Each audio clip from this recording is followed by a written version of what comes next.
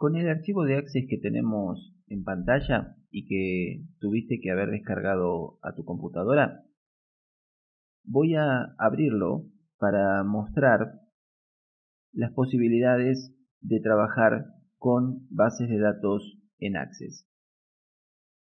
Como estamos viendo en pantalla, esto es un programa informático que está creado para administrar una empresa, ¿sí? De hecho, este es un ejemplo muy famoso creado por Microsoft.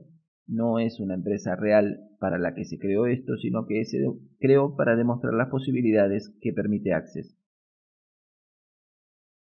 Pero si navegamos un poco por este programa, vemos la comodidad de trabajar con bases de datos relacionales que nos permiten trabajar de forma mucho más visualmente más atractiva. Ya esto se asemeja mucho a lo que conocemos como interfaz de uso y podemos elegir, por ejemplo, trabajar con distintas visualizaciones. Vamos a verlos de esta manera. Vamos a ponerlo dentro por categoría y vista previa. Y ahí vemos entonces los reportes que nos entrega este programa que nos facilita mucho el trabajo. La idea de mostrar esto es ver que desde otras tecnologías también podemos extraer datos hacia Excel y trabajar con esos datos.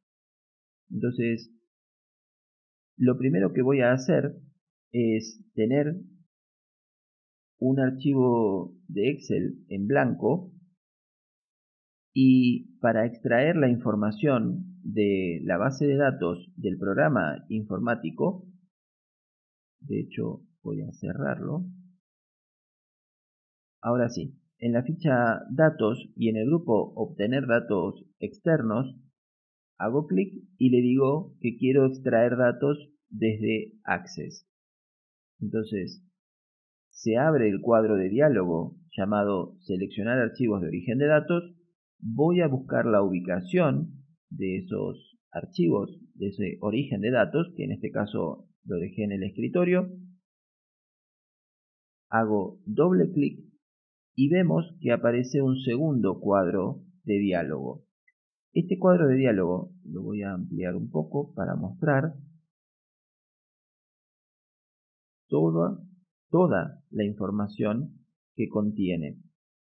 Entonces, en este caso voy a trabajar con los datos que van a proceder de la consulta de pedidos. Ya estaba seleccionada porque es la primera, pero también podríamos decirle que podemos extraer información de más de una ubicación. Podría ser de la consulta de pedidos y también de la tabla categorías. Entonces, de esa forma estaríamos extrayendo, importando los datos desde estos dos orígenes.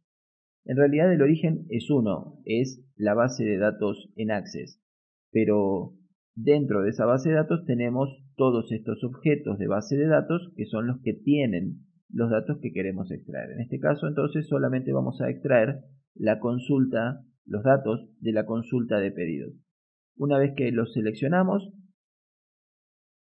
hacemos clic en aceptar y nos aparece un pequeño cuadro de diálogos llamado importar datos que nos pide que seleccionemos cómo deseamos ver estos datos en el libro, es decir, cómo van a aparecer, en qué formato, en formato de tabla, en formato de tabla dinámica, de gráfico dinámico o solo crear una conexión. Vamos a importarlo como tabla porque recordemos que tenemos que depurar y organizar los datos para poder crear nuestra tabla dinámica y no debemos asumir nunca que los datos importados van a estar bien. Siempre tenemos que tomarnos el trabajo de hacer la revisión de los datos antes de crear la tabla dinámica. Por eso no lo vamos a importar directamente como tabla dinámica.